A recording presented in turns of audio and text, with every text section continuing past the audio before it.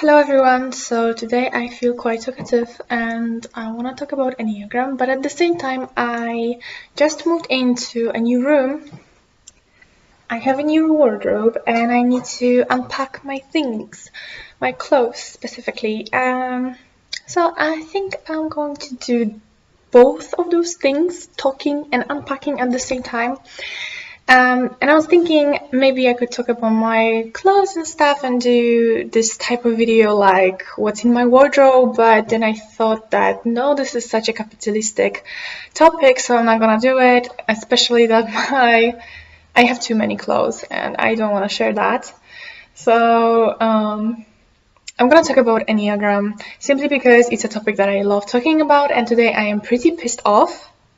I've been actually pissed off for quite a while now, like for a week or so. So it's pretty tiring and frustrating. And I think talking is one of the good ways to release some energy. So let's just get to the topic. So I want to talk about the types that I usually befriend and I feel good with, and basically my thoughts on the types that are my favorites in a way. So yeah, but let me start unpacking. So my favorite types, kind of, which I either think they are cool or I simply befriend a lot, are type 5, type 8, and type 2. And I think I'm going to talk about each, like in relation to my type. Don't judge the way I fold things, okay? I'm not having any technique or anything, it's just they need to have a shape that is not going to, I don't know, fold them uncontrollably later. So yeah, this is my technique, my own. I'm the author of it and I don't need comments on it. Okay, where did I put it though? So the first type that I want to talk about is type 8, because I think that this type might seem quite intimidating to others, especially if you are only reading about this type and not really connecting it with anybody specific in your life. Or maybe even if you're connecting it with somebody, then they still seem intimidating and hard to approach and stuff. Because type 8, if you remember, it's a type, it's like a warrior type. It's but also a leader. It's not necessarily connected with fighting, although most of the time it actually is. Right?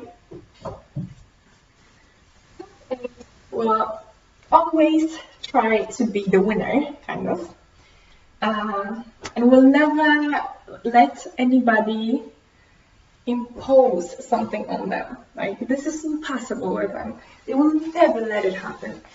And although they might not always be willing to impose things on others, they might. They are just like focused on fighting people, So why do I even like them? Well, I kind of like them exactly because of this thing.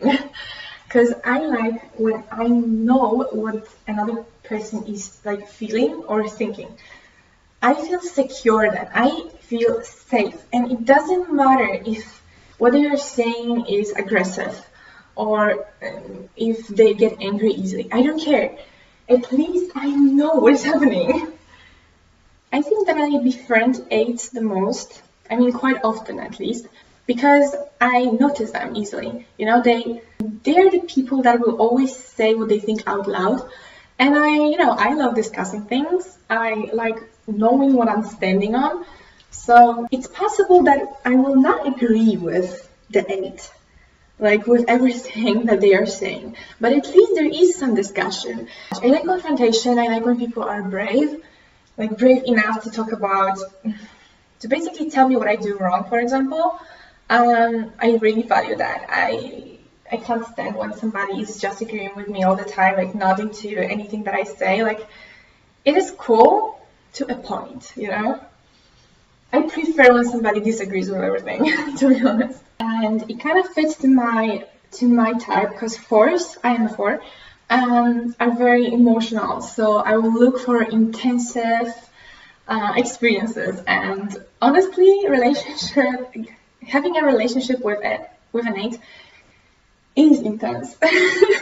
It's impossible that it wouldn't be. The only thing that doesn't match, like that is not matching in 4s and 8s, is that 4s can be very metaphoric and they need a lot of emotional support, while 8s sometimes might need more like facts. They need to talk about reality, and 4s use a lot of their imagination, and for an 8 it might get frustrating, and that's where problems and conflicts really begin. Okay, the next type that I want to talk about is 5. I don't know how, but I've always been friends with some 5s, like a few at the same time or at least one at a time, you know? I think what I really like about 5s is that they always have an opinion about something, similarly to 8s, but it's in a different way. Because when an 8 is stating an opinion, then they are basing it on their like gut feeling. So I think so, and that's why this opinion is valuable. 5s have it a little bit different. Because if they think something, if they state an opinion, then it's based on facts. It's based on some knowledge, and it's very interesting. I really love it. And they are not accepting like any truth. They need to have proof for that, and I really love it. I really value that, you know? So they can get really analytic with things. And that's what I love. Like when you start a topic, they will not stop with like one sentence. They will elaborate, you know? And the topic will never end. Like seriously, I really love it. And you know, when I'm reading those descriptions about 5s, then they always mention something like the way they speak might bore others, or they talk about some specific details that are not interesting anymore to others, and others might not understand it, or something like this. And I totally don't perceive it like that. It's so interesting to me what they have to say, because I don't know, I love that they get so deep into the topic, you know? I think that what matters to me in this as a 4 is that I sense some kind of passion. I sense that details are important to them in some way. And as a 4, I need to know that others care, that they are not indifferent to the things that we are involved in. And I think that this is easily recognized in a 5, that they are interested in something, and they are interested in a huge amount of things. And that's how we connect, I think. Also, another thing about 5 is that they are really honest. They can't pretend. That's why all of those descriptions say that they are like socially awkward or something like that. But to me, it's not being awkward. It's just being honest. And this is awkward in society. But I see it as an ability that is not achievable for everyone, you know, to be so sincere. So as a 4, I am kind of always detecting what is the truth and what is like what is true and what is fake. And I obviously want to get connected with the truth. So that's why I befriend 5s, because they do represent truth, you know? Okay, so the last type that I want to mention in this video is type 2. I can't say that I know or have befriended that many 2s. I was hearing a lot of stories about 2s, so I don't have that many comparisons of how I work with 2s as good friends, as like people close to me. But I still know stories. So I see type 2 as a basically good match for type 4. And the other way around, it also works like that. Why?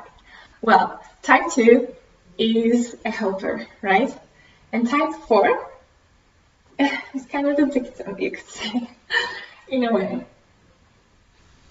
I mean, type 2 wants to listen to others, wants to help, and type 4 wants to be listened.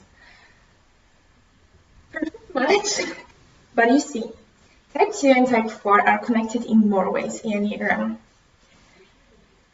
So in enneagram, you have this theory that you can be healthy or unhealthy, and it is based on how integrated you are with yourself. So there are some directions of integration or disintegration. And if you are integrated with yourself, then you might start seeming like other types. So for example, type 4, when they are truly connected with themselves and they are like using their potential, then they might become more like type 1. They might possess some traits that are similar to what type 1 represents. But if they are unhealthy, then they become more like type 2. And type 2, when they are integrated with themselves, when they are healthy, they become like type 4. So basically, the type 4 and type 2 have a lot of connections with each other. They can really relate to each other because they are going through the same stuff, just in a different way. So for example, both type 2s and type 4s are really focused on relationships. The difference is that type 4 might be focused on how they were treated badly and how they need help because of that, how they are abandoned and so on. And type 2s might be more focused on how others are hurt and how they can help, how they can kind of fill the missing parts in others. In a way, type 4 can benefit type 2, as well as type 2 can benefit type 4. Because as I said, there's a lot of experiences that they kind of share. They kind of experience life in a similar way, just as if they were put in a mirror. Like type 4 is type 2 mirrored. It's very interesting. And I definitely would say that type 2 is a type that I also would enjoy. Like, I would enjoy their company, like in my life, you know, the close company. Because if we were in a group just like that, then we could be quite neutral to each other, I think. But if we are close, then it might be very life-changing. Okay, so I am done with one part of the wardrobe, but there's still a lot missing. So anyway, I obviously have friends of different types too, and I obviously am not saying that I'm probably going to befriend every 5, every 8, or every 2. It just happened in my life that these were the types that I was the most connected with, like so far, and I'm just sharing my experience, my reflection on why it might have happened, right? Like considering my type, but obviously we are all more than types, and this is more of a theoretical discussion or something. Okay, so this is all I wanted to say. Thank you for listening, and yeah, I see you next time. Bye bye.